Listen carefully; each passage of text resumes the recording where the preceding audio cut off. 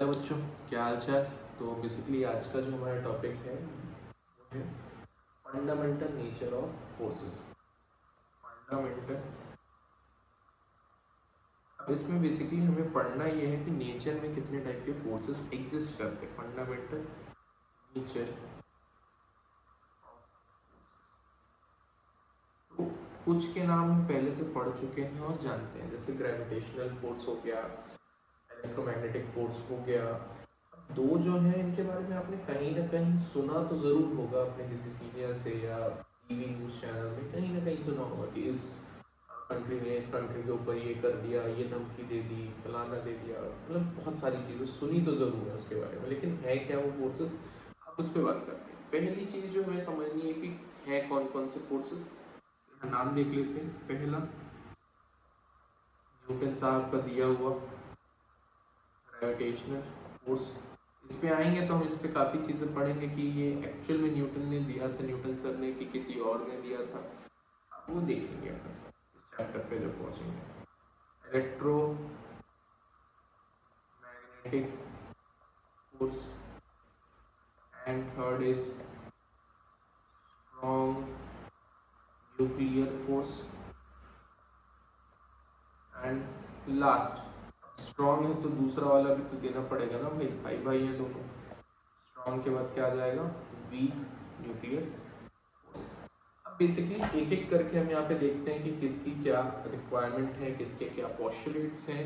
अब एक एक करके जब हम बात करेंगे यहाँ पे, तो सबसे पहले हमें बात करनी है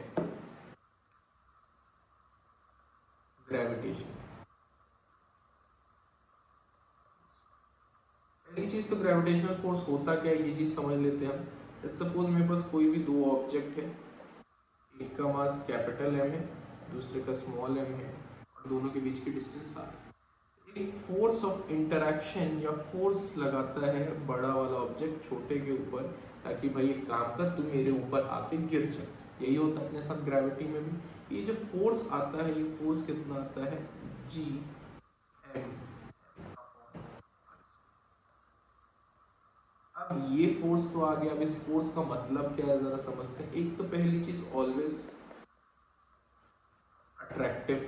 आप सपोज करो आपको ऊपर से फेंका जाए तो आप हमेशा नीचे ही आते हो। सपोज करो आपको आपके घर के टेरेस से फेंक दिया जाए तो भी आप नीचे ही आओगे। ऐसा तो है नहीं कि आप ऊपर रह जाओगे या फिर और हवा में चले जाओगे। That was not possible. तो इसका क्या रीजन है कि आप हमेशा, क्या होता है, अर्थ आपको नीचे ही पुल कर रही है। That means it's always in attractive nature. इसके बाद क्या कभी मीडियम की जरूरत है कि नहीं भाई आपको हवा में फेंका जाए या पानी में फेंका जाए? मीडियम की जरूरत तो है नहीं इस वाले सिनेरियो में। No medium required. एक एक करके पढ़ेंगे सभी। अभी तो इसका देख लेते हैं। अब मीडियम रिक्वायर्ड नहीं, तो एक काम करो, कभी भी लगा आपको ग्रेविटेशनल फोर्स इतने से इतने दूर तक है, लॉन्ग रेंज भी है ये, मतलब इसकी रेंज की आपको कोई पता ही नहीं। स्ट्रॉन्ग है कि वीक है, ज़रा देखेंगे। स्ट्रॉन्ग अगर ये होता तो क्या आप मूव कर पाते? It was not possible. आप अपने कदम ही आगे नहीं बढ़ा पाते, मूव की तो बात ही खत्म। तो इट्स वीक फोर्स। एक और पॉइंट है कि it follow inverse square. Inverse square law का अगर मैं बेसिक सा मतलब आपको समझाऊं इस वाले टर्म्स का, तो आप अगर फॉर्मूला ध्यान से देखिए, इस वाले फॉर्मूले में जो फॉर्मूला लिखा हुआ है, F is equal to G M M upon R square, इस फॉर्मूले में ध्यान से देखिए कि F is inversely proportional to square of distance between them. अब इसी वाले पॉइंट से हम ये कंक्लूड करते हैं कि जो भी फोर्स ये वाली कंडीशन फॉलो करती है, तो उसको आप क्या बोलते हो? उसको आप बोलते हो यहाँ पे सेंट्रल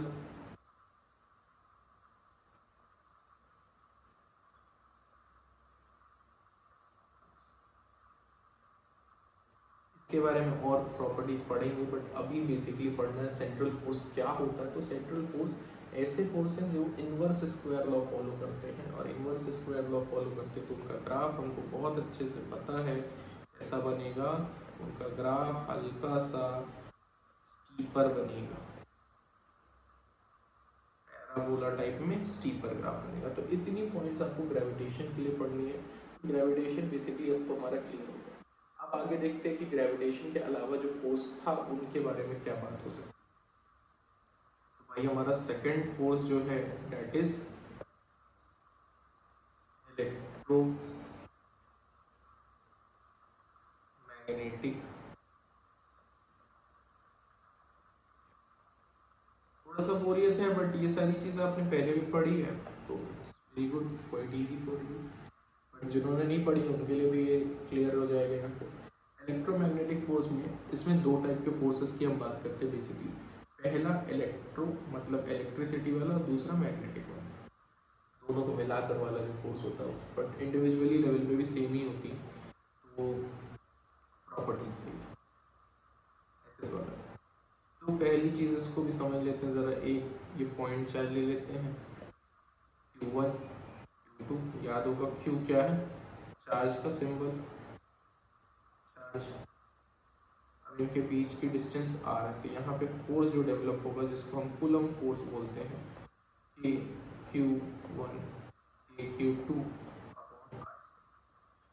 अब आपको अभी लास्ट में हमने देखा था कि ये भी क्या फॉलो कर रहा है, inverse square law. Inverse square law follow कर रहा है, तो ये भी कैसा है, ये भी है सेंट्रल फोर्स। क्या आपने हमेशा देखा हुआ है कि इलेक्ट्रोमैग्नेटिक फोर्स कौन से नेचर का होता है, that means it having both nature. अब ये बोथ नेचर कौन से की मैं बात कर रहा हूँ, दोनों, मतलब अट्रैक्टिव भी होता है और रिपल्सिव भी होता है। अगर अट्रैक्टिव बस होता, आपने ये हमेशा सुना हुआ है कि लाइक चार्जेस अट्रैक्ट और रिपल। इसी बात है कि लाइक चार्जेस हैं, सेम चार्जेस है, नॉर्थ नॉर्थ है, तो क्या होगा, इट रिपेल एक्चुअली। और अनलाइक चार्जेस है, तो अनलाइक चार्जेस क्या करते हैं, unlike charges attract each other. That's why we are saying ना पॉजिटिव और opposite gender attracts each other. तो इससे बचना है आपको, पढ़ाई करनी है आपको। बेसिकली इतनी चीज़ हो गई। क्या ये मीडियम पे है, नो मीडियम रिक्वायर्ड, कोई मीडियम इसको लगेगी क्या, नो मीडियम रिक्वायर्ड। इसके बाद और क्या पॉइंट है, लॉन्ग रेंज है कि शॉर्ट रेंज है, shorter than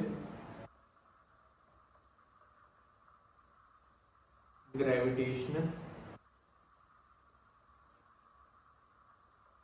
force which is GF लिख देते हैं। ये जीएफ ग्रेविटेशनल फोर्स वाला दूसरा वाला। लॉन्गेस्ट है कि शॉर्टेस्ट है, तो वीकेस्ट है कि स्ट्रॉन्गर। तो बेसिकली हमारा तो मानना ये है कि stronger than gravitational force. Gravitational force से तो ज़्यादा है, कितना ज़्यादा है ये लास्ट में अपन समझेंगे। बेसिकली आपको इलेक्ट्रोमैग्नेटिक फोर्स भी क्लियर हो गया कि इसमें क्या क्या चीज़ें हैं, क्या क्या प्रॉपर्टीज़ हैं, क्या क्या इसके फंक्शंस हैं। बेसिकली इसमें भी अगर ये इनवर्स स्क्वायर लॉ फॉलो कर रहा है, तो ग्राफ इसका भी कितना होगा, F/R। ये भी पूरा टाइप का लिखेंगे। अब यहाँ पे हमको आगे पढ़ना है, इतनी हो गई। अब ये दोनों तो सर हमको पता था, ये नए दो कौन से, स्ट्रॉन्ग और ये क्या सच में न्यूक्लियर वाले, हाँ बिल्कुल न्यूक्लियर वाले हैं। सबसे पहले देखते हैं strong nuclear. Strong nuclear force में क्या क्या चीज़ें आ सकती हैं। स्ट्रॉन्ग न्यूक्लियर फोर्स में बेसिकली एक तो नाम से ही सजेस्ट हो रहा है कि ये कहाँ पे है, ये सिर्फ और सिर्फ आपको न्यूक्लियस के अंदर मिलेगा, ओनली एग्जिस्ट इन न्यूक्लियस। अब न्यूक्लियस में तो आपको पता है न्यूक्लियस का साइज तो कितना होता है, 10⁻⁻15 मीटर। मतलब ये तो बहुत ही छोटा है, इसको आप बोल सकते हो शॉर्टेस्ट रेंज।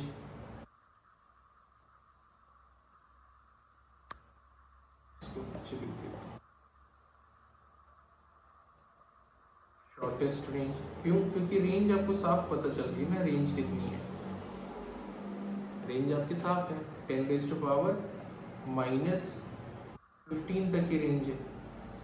अब यहाँ पे समझते हैं, एक तो शॉर्टेस्ट रेंज की भी बात कर ली आपने, तो क्या ये वीकेस्ट होगा? नहीं बेटा, जो कम दूर तक होता है वो हमेशा क्या होता है? स्ट्रॉन्गेस्ट होता है,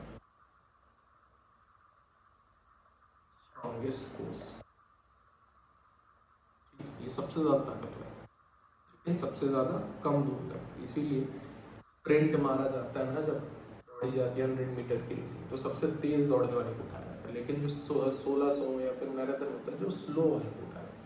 मैराथन आपका है ग्रेविटेशन, स्प्रिंट है आपका न्यूक्लियर फोर्स। अब यहाँ पे एक चीज़ तो ये क्लियर हो गई, एक इसकी खास प्रॉपर्टी है, अगर ये न्यूक्लियस के अंदर है तो न्यूक्लियस के अंदर तो होता क्या क्या है?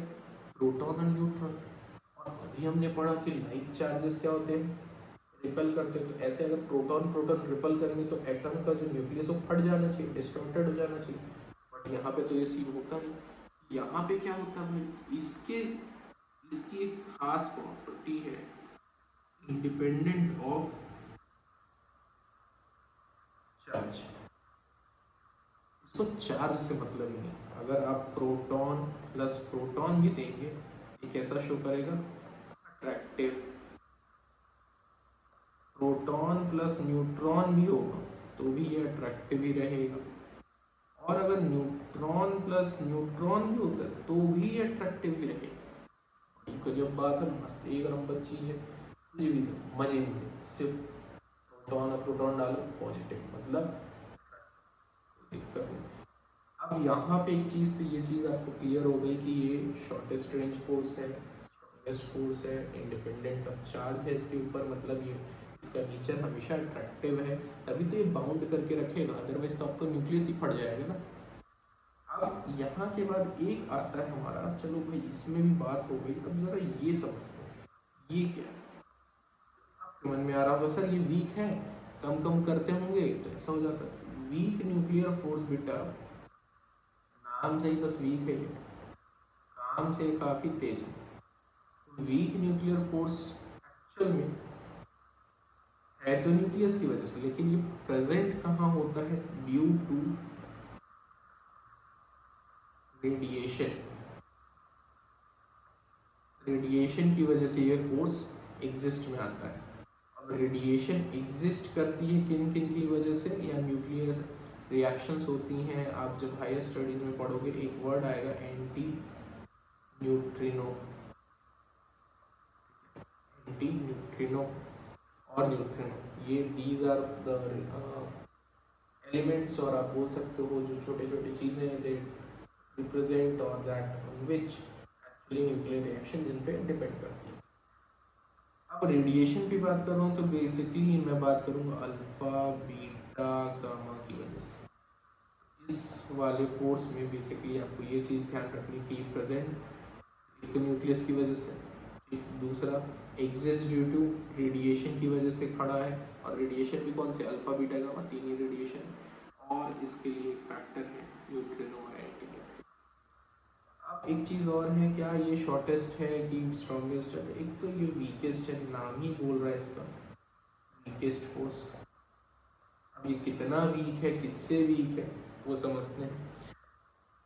और ये शॉर्ट रेंज।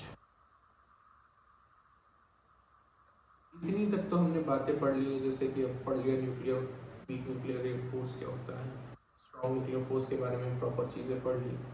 फिर इसके बाद हमने पढ़ा इलेक्ट्रोमैग्नेटिक फोर्स क्या होता है पूरा। अब इसके बाद आपने पढ़ा सबसे पहले ग्रेविटेशनल फोर्स होता है। तो इतनी सारी चीज़ें तो पढ़ लिया। अब सर कौन कितना ज़्यादा ताकतवर है ये कैसे पता लगे? इसका सबसे आसान तरीका है पता करने का, एक करके नाम लिख देते हैं। सबसे जो ताकतवर है वो स्ट्रॉन्ग न्यूक्लियर, सबसे ज़्यादा, इससे ज़्यादा कोई नहीं। इससे कम आएगा आपका इलेक्ट्रोमैग्नेट।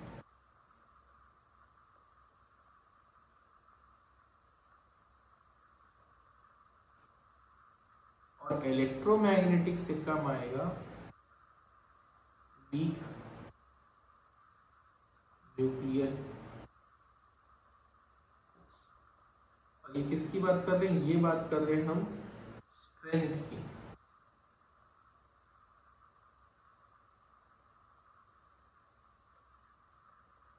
स्ट्रेंथ। वीक के बाद एक इंसान आएगा, जीएफ लिख देते हैं, चलो ग्रेविटेशनल फोर्स। अब इनमें डिपेंडेंसी अगर ये 1 है, ये क्या होगा 10⁻⁻², मतलब 100 गुना कम होगा।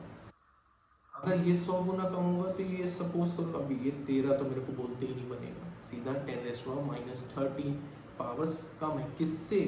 न्यूक्लियर फोर्स से कंपैरिजन कर रहे हैं, because nuclear force is the strongest, strong nuclear की बात कर रहे हैं, सबसे ज़्यादा ताकतवर है। अब सबसे ज़्यादा ताकतवर है तो बेसिकली क्या होगा, उसी के बेसिस पे हम कंपैरिजन। अब भाई ये बच गया, इसका भी देख ही लो। इसमें तो सीधी सी बात आ रही है कि ये कितना आ रहा है, 10⁻⁻ बेसिकली -58 आ रहा है। मतलब डिपेंडिंग अपॉन, आप सोचो ना कितना कितना फर्क आ रहा है। हटा दिया जाए तो ये इनकी स्ट्रेंथ है। स्ट्रेंथ ऑफ फोर्सेस आपको समझ में आ गई कि सबसे ज़्यादा स्ट्रॉन्गेस्ट कौन है। जो ग्रेविटेशनल फोर्स है वो इतना स्ट्रेंथ में कम है, that's why it was acting on a very large scale, मतलब बहुत बड़ी उसकी रेंज, जिसकी सबसे ज़्यादा रेंज है, ठीक है। तो उसका स्ट्रेंथ अगर आप ऐसा फोर्सफुल देखोगे तो वो कम है। फोर्सफुल बेसिकली आप देख लो कि खिंचना कितना, सीधा सा अगर हिंदी में मतलब समझे तो खिंचना कितना, तो वो कम है आपके। Okay, so that's it for the day. Thank you.